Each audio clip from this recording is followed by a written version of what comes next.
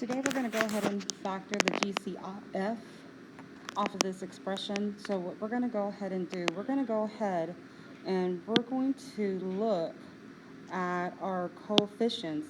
We have 16 and 8. So what I want to do at this time, I want to see what is the largest number that I could divide both with. So the largest number that I could divide 16 and 8, which is actually 8. So I'm going to see 8 times what gives me 16, which is 2. And on my next term is 8 times 1 will give me 8. The next thing that I actually want to do, I want to go ahead and expand my x's. So I have 2 x's, so I'm writing down 2 on my first term. On my second term, I have 3 x's.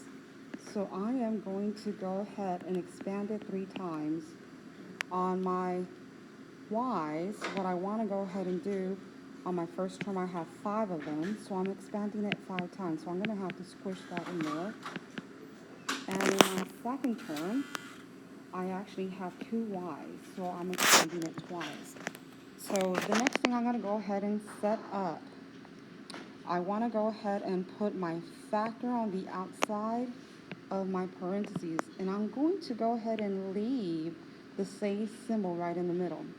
So what I'm going to do now is see what I have in common in each one, and that's what's going to go on the outside. I have an 8 in common on both sides of the term, so that will go on the outside.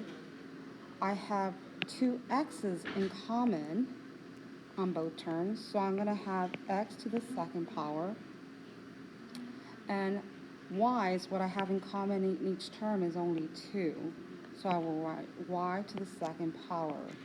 My next step,